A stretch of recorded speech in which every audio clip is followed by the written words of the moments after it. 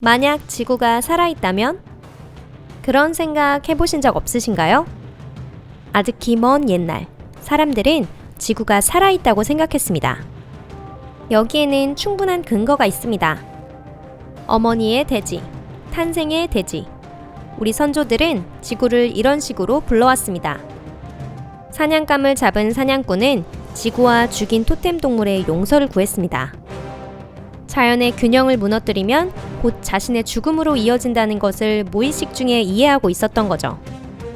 신기하게도 이런 지식은 점차 사회의 기억 속에서 사라지면서 현대인은 지구에 대한 배려가 사라진 행동을 아무렇지도 않게 하고 있습니다. 우리는 식물을 기르고 이를 가축에게 주며 그 가축을 도살하고 통조림으로 가공합니다. 이런 예는 무수히 많지만 어느 것이든 결국 같은 것을 말하고 있습니다. 우리 인류는 무엇을 하더라도 우선 자신의 필요를 먼저 채운다는 거죠. 물론 이는 어디에서나 흔하게 일어나는 일입니다. 이 지구에 사는 모든 생물들은 이 법칙에 따라 움직이고 있기 때문이죠. 하지만 인류도 만약 어떤 이익을 위해 사용되고 있다고 한다면 어떨까요? 만약 지구가 자신의 필요를 위해 우리를 만든 것이라면 어떨까요? 여러분, 저희 채널에 오신 것을 환영합니다. 다시 뵙게 되어 반갑습니다. 자, 그럼 함께 이 가설에 대해 알아보도록 하겠습니다.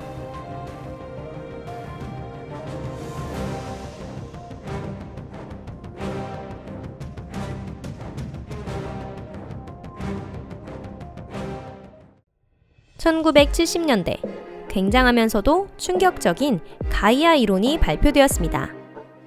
저자는 영국의 과학자인 제임스 러브록입니다. 이 가설은 많은 논쟁을 일으켰고 과학계의 대표자들 중 일부는 가설을 단호히 부정했는데요. 이 가설에는 고대 그리스에서 대지의 여신이자 존재하는 모든 것의 어머니인 대지의 이름이 부여되었습니다. 가이아 이론을 반대하던 과학자는 다른 신화인물의 이름을 따서 메데이아 가설을 내세웠죠. 자신의 아이를 죽인 메데이아를 자비 없는 활동에 의해 많은 사람들의 죽음을 초래한 지구에 빗댄 것입니다. 가이아 이론에 따르면 지구는 독자적인 대사와 호흡을 가진 생물처럼 묘사되고 있습니다. 지구와 지구상에서 일어나는 활동이 완전히 안정된 균형 상태를 이루는 것은 불가능하다는 사실이 증명되고 있습니다. 그렇다고 해도 수백만 년이나 지구상의 조건은 근본적으로 크게 변하지 않기 때문에 사람들이나 동물들이 계속해서 살아갈 수 있는 것입니다. 이로 인해 나오게 될 논리적인 결론은 결국 지구는 자기 통제를 할 수 있게 된다는 것입니다. 이것은 무엇을 의미하는 걸까요? 자기 통제는 생물의 특징 중 하나입니다. 생각해보세요. 사람은 추우면 몸을 떨고 더우면 땀이 나며 병에 걸리면 체온이 올라갑니다. 흥분하거나 신체적인 운동을 하면 심장은 평소보다 더 빨리 뛰게 되고 이로 인해 우리 몸이 보호되며 균형을 유지할 수 있는 것입니다. 우리는 이런 것을 놀라워하지 않고 오히려 당연한 것이라고 생각합니다. 하지만 지구에 관해서는 이렇게 긴 시간 비교적 안정적인 상태로 있는지에 대해서는 불명인데 어째서 물리적인 법칙에 한해서만 이야기하고 있는 것일까요? 제임스 러브록과 마찬가지로 제임스 허터는 18세기에 이미 지구 자체가 스스로 생명을 유지하기 위해 인간처럼 외부 요인이나 내부 요인에 반응하며 스스로 안정화되었다고 생각했습니다. 끊임없이 일어나는 화학 반응에 의해 세계 해양의 염분 수준, 오존층의 두께의 지표 같은 것들은 일정할 수 없습니다.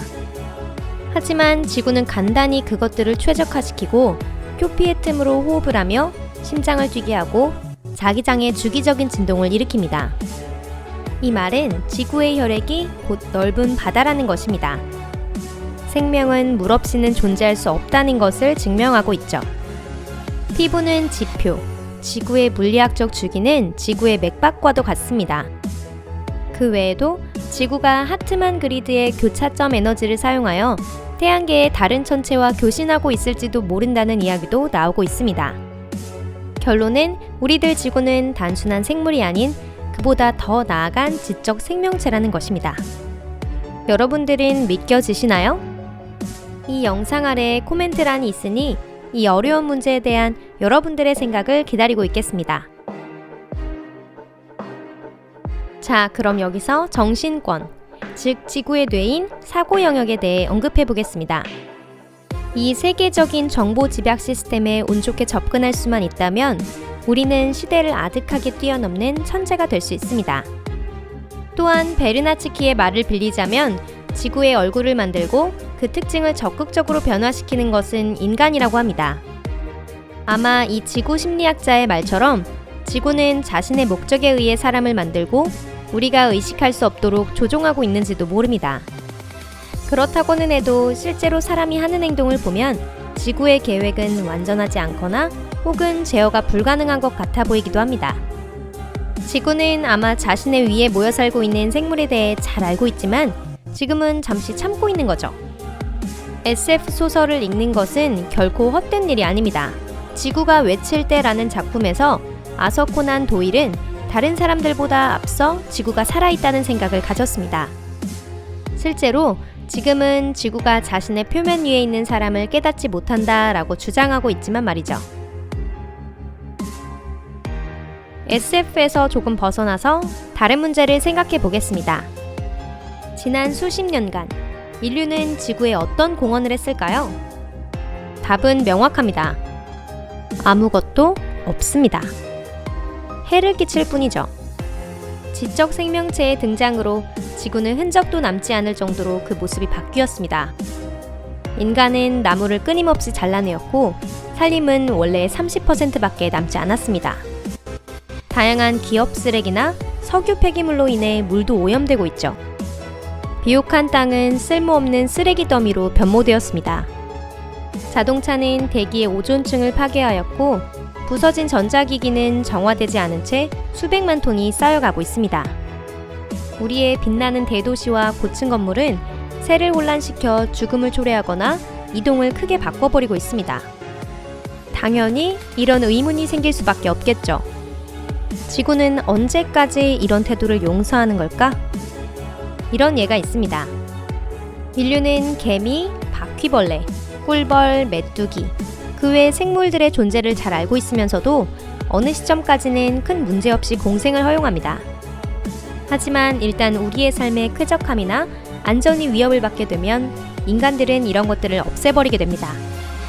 목표는 전멸이 아닌 특정된 작은 일부분의 제거입니다. 역사를 보면 지구는 지나친 행동을 끊임없이 반복하는 인간에 의해 자신을 지키는 메커니즘을 이용하여 예방적인 소독을 반복하고 있습니다. 강력한 대재앙으로 지구를 흔들거나 전염병이 퍼지거나 또는 많은 죽음을 부르는 전쟁이 이런 소독의 일환인 거죠. 이런 것들을 통해 지구는 사람들과 대화를 시도합니다. 하지만 우리들은 지구의 목소리를 듣고 있을까요? 지구상에서 일어나는 세계적인 변화의 영향은 인류의 존재에 매우 심각한 영향을 미칠 수 있습니다. 하지만 그렇기 때문에 우리는 예상되는 결과의 크기를 생각해야만 하고 우리가 무엇 덕분에 존재하고 있는지 인식해야만 합니다. 우리 개개인이 모두 지구를 소중히 해야 할 의무가 있다는 사실을 이해해야 합니다. 바로 이 지구야말로 우주 전체를 통틀어 유일한 집, 우리들이 살아있다는 멋진 가능성을 누릴 수 있는 유일한 장소이기 때문이죠. 적어도 현재로서는 유일한 곳입니다. 그 외에 어떤 가능성이 있는가에 대해서는 이미 다른 영상에서 소개하고 있기 때문에 만약 관심이 있으시다면 같이 봐주시기 바랍니다. 여러분, 오늘은 여기까지입니다. 끝까지 시청해주셔서 감사합니다. 물론 지금 말한 내용들은 먼저 이름을 올린 과학자들이 제창하고 증명한 수많은 이론 중 하나에 불과합니다.